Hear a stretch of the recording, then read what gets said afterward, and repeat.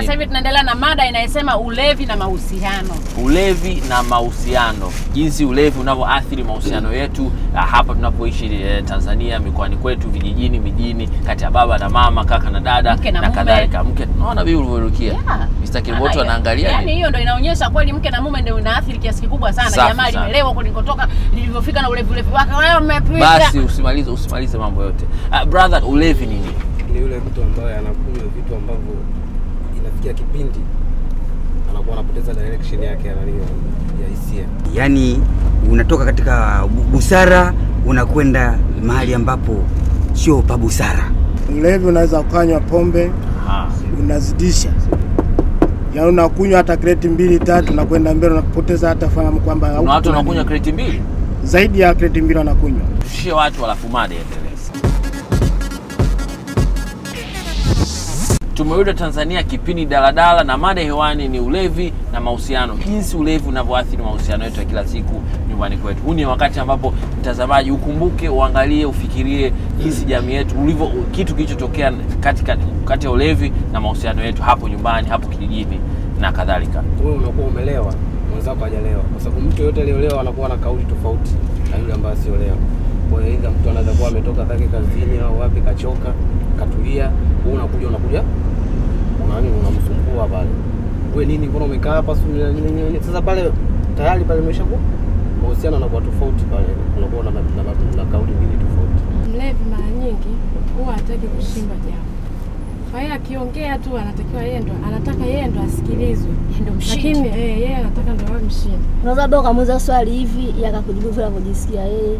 Lakini wewe ambaye hujanywa ukiongea chochote kile anaona kama yani unavyoongea hakuelewi kabisa. Labda mnaweza kubishana kuhusu masuala ya timu, yakataka awe juu. Ila akiongea yeye ndo nataka umsikilize yeye. Kwa hiyo nyumbani baba kama ni mlevi inakuwaje?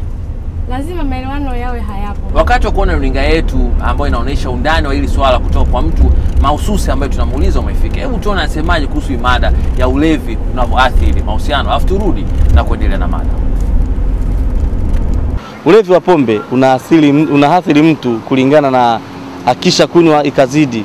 Kwa hiyo ujue inakuwa ni kitu tofauti na atafanya vitu ambavyo alikuwa ategemei kufanya. Kwa mfano, ulevi unasababisha mahusiano mabaya sana kati ya familia, kati ya mke, baba, mama. Yanasababisha sana kwa sababu unaweza ukafika nyumbani pale kwa sababu ya ulevi wako ukafanya vitendo vya ajabu kabisa mbele ya watoto. Ukafika nyumbani ukaanza kugombana na mke wako mbele ya watoto. Leo ulevi umenisababisha mimi namtukana baba yangu au mama yangu au dada yangu.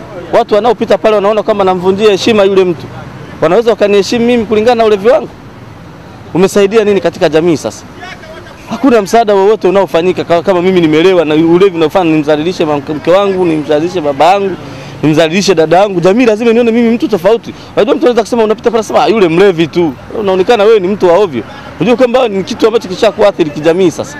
Pamoja na kwamba hujamtukana yule, lakini kwa sababu aliona jana unamtukana baba yako au mama yako au mke wako anakudharau. Kwa hiyo cha kufanya ni kwamba tujaribu kwenda na uwezo wako wa kilevi kile. Uwezo wako uko vipi? Naona bwana, naweza nikaimili ulevi wangu nikiwa wapi sasa? Nikiwa na bia 2, nikiwa na bia 5, nikiwa na bia 6. Kwa hiyo kama ukishaona kwamba nikizidisha unachanganya, ulevi unakuwa noma mzee. Undani wa hii swala tumeliona, sasa mada inaendelea. Kwa nini walevi wanatukana? Kuna vitu ambavyo walivyokunywa mpaka vimemlewesha. Kweli akili inakuwa so yake yani. Wewe umeshawahi kuishi na mlevi? Au kuwa naye pamoja mlevi? Yaani nishaishi naye na nishawaona. Tabu zake zilikuwaje? Yaani shida leo anakunywa mara jikojolee, mara aje pale atukane hivi, umeona? Kwa hiyo ni kero mojawapo. Sana taarifu. Unajua mtu ambaye hulewi na mtu ambaye amelewa harufu yake ni kali sana. Kwanza kama mtu ni mlevi kwenye familia yake hataweza kuipenda. Hataweza kuacha hata pesa. Sana anaweza kutoka pale kwambia leo sina kwa sababu kisha itumia kwenye pombe. Sasa kama watoto wanasoma hawezi kuhudumia. Brother White unatumia kidogo kiukweli? Kiukweli mimi siwezi kuficha pombe natumia. Tuelezee. Ina affect vipi mahusiano yako au yako kubomba? Kijumla yani pombe ni kitu kibaya. Unapokuwa umekunywa hauwezi kumuelewa mtu. Unaweza karudi mama akakwambia bwana anahitaji kitu fulani. Ukamjibu unavyojua wewe kwa sababu wewe pale ulipo yani si wewe. Kinachoongea ni akili ya pombe tu. Kiujumla yani pombe ni kitu ambacho sicho. Nikikuangalia sasa hivi unaonekana kijana handsome, charming, uko poa, lakini ukiwa umelewa unabadilika.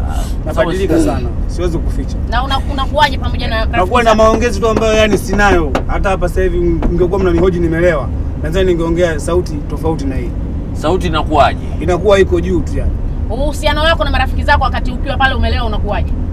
Unakuwepo, lakini si kama zamani, si kama awali ambapo sijalewa. Sababu unaweza kumchenjia besti wako. Nikamchenjia hata rafiki yangu nikamzingua tu yani muda wowote. Pale unapokuwa unamchenjia rafiki yako na mzingua, unajitambua au inakuwaje? Unakuwa ujitambui kwa sababu akili nyingine, umeshanunua akili nyingine. Lakini unanunua pombe tena unanunua akili. Mimi swali langu bibi ni kwamba kama ulevi ni kitu, kwa nini kinafanya watu wawe wabaya tu? Yaani kwamba mtu awe mkorofi, kwa nini sifanye mtu awe mpole, awe mwema, ndo asaidie maskini? Pombe inasababisha kuonekane mbaya. Mtu unapokuwa umelewa, awe tajiri, awe maskini, kwako wewe unaweza kumwona ni mpumbavu. Kwa sababu wewe hujalewa na unajiona wewe ndo wewe. Sababu unamwona yeye hajanywa, alafu unamwona hajui maisha ni nini. Sababu unapokuwa umelewa, hata kama huna hela, utajiona una hela. Unajisikia kama rais. Unajisikia kama yani bosi fulani. Unaona? Unaweza kutoka safari ya hapa hata Mbagala yani kwa miguu na ukafika kweli. Watanzania, hiyo ndiyo hali halisi ndani ya daladala. Mnaona, mnasikia na kushuhudia jinsi Watanzania tunavyodadavua ili swala la ulevi na mahusiano. Na halaba inawezekana hata nyumbani hapo sasa hivi saa 12:30 kuelekea saa 1 kuna mtu na kachupa kabia unakunywa. Iangalie hiyo bia, tafakari, endelea kuangalia kipindi wakati sisi tunashusha watu. Tumeule Tanzania, kipindi daladala, tumeshusha watu na wengine wameongezeka. Ruti inaendelea na mada hewani ni kuhusu ulevi unavyoathiri mahusiano yetu katika jamii yetu ya Kitanzania. Kwa kama tazama sasa hivi kutoka Mwanza, kutoka mkoa wote, kama kuna ulevi wa gongo, wa bia, wa wine, wa whisky, tunaongelea swala hilo na jinsi hicho kilevi kinavyoathiri mahusiano kati ya jamii. Of course kwamba tunapokunywa mimi tofauti, unajua kuna tofauti ya ulevi na kunywa. Tofautisha. Ulevi wanasema ni ile hali ambayo ukishakunywa unatoka kwenye hali ya kibinadamu, unakuwa na mambo tofauti ya kibinadamu. Lakini anayekunywa ni yule ambaye anapenda kukaa na rafiki na ndugu, akapanga mipango mbalimbali na akarudi nyumbani bila kuona tatizo lolote.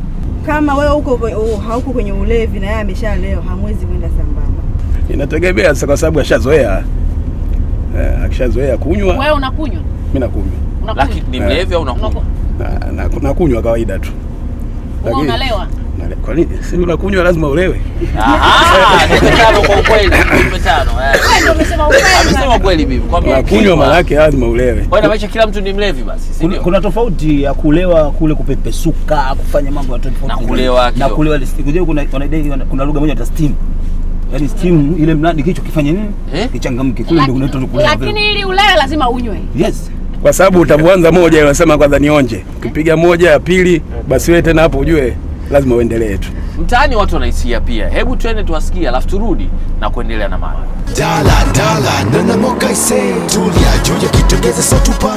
Mahusiano ya kijamii yanaathirika sana na ulevi kwa sababu hata mapenzi yenyewe yanakuwa hayapo. Sababu pombe ukishalewa, nadhani hata nyumbani kwenyewe ukifika kwa mke wako hamwezi kuelewana kwa sababu ya pombe.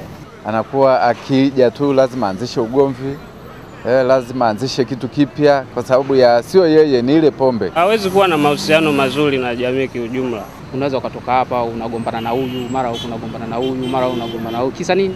Pombe. Cha muhimu ni kupunguza kabisa au kuacha kabisa. Nyuzi za kitaa, hata nyuzi za superstar, kila kona tapita, chakita kwa barisha tu. Wewe wote, so sit back, relax kwenye idara. Mtaani tumewapata, sasa mada inaendelea. Of course tunalewa, lakini hatulewi vikivile unaposema kwamba tunalewa. Tofauti na vile ambaye mtu ambaye amekwenda akalala barazani kwake, alafu na yule lelewa akaenda nyumbani kwake kaona kitanda kalala. Mimi nakuwa safi tu. Kabisa? Ukirudi nyumbani mama watoto wana shida. Siku nyingine unaleta tafalani. Moja. Siku nyingine? Siku nyingine unaleta tafalani. Sio yeye, wewe ndo unalianzisha. Kwa sababu ya ulevi yani pombe ile. Si unaweza ukaanzisha tu habari zingine za ajabu. Chakula hiki staki wale umepika maharage. Mimi nishakwambia nataka nyama na chakanga. Umeacha labda. Wewe unajua mimi nikirudi jioni nataka nyama. Sasa unaelekea maharage ya nini bwana? Basi hapo tafadhali naanza. Kweli mimi binafsi ni mlevi, lakini silewi kwa kutegemea nikarudi nyumbani nikagombana na familia yangu. Hiyo nakataa, haipo. Ila rafiki utagombana naye kidogo. Rafiki nitagombana naye endapo ataenda tofauti na mimi, nitagombana naye. Lakini kama atanielewa tukiwa katika klabu pale tunapata 1 2 3 tutaelewana.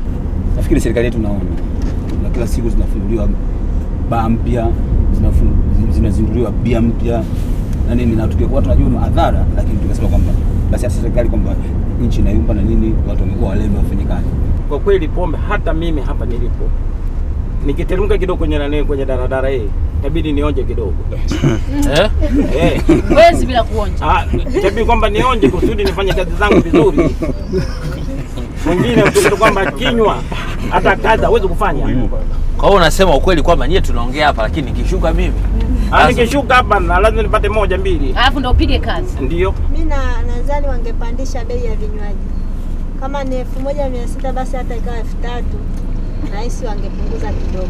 Kwa hiyo serikali yenyewe iangalie, ipunguze na hivyo viwanda vya bia vipungue. Lakini serikali inaingiza pato. Ndio hapo sasa itakuwa ngumu, lakini inabidi wafanye hivyo. Cha msingi ni mtu kuacha tu. Plaza, unaweza kuacha pombe sasa hivi? Inaweza kuacha kama alivyosema dada elimu. Basi acha. Naweza kuacha. Elimu umeipata kwenye daladala, acha. Ile si unapiga siku moja tu.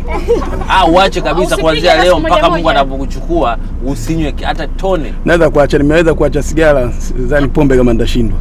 Kabisa. Tumefika mwisho wa mada kwanza, tumeona wengi wanakunywa na wengi wanasema kwamba wanatumia ulevi kufanya kazi. Ingalau sisi tunasema sio lazima ulewe ili ufanye kazi. Wengine wamesema elimu itolewe, watu wafahamu madhara ulevi juu ya mahusiano ili waweze kufanya maamuzi ya kubadilika na kujenga taifa. Ni kweli kabisa. Wengine wamesema zipandishwe bei za pombe hizo ili mradi watu wasilewe. Wengine wamesema uwezekano wa kuacha kabisa hakuna. Wengine wamesema basi waache hata waonje kidogo tu, basi waache.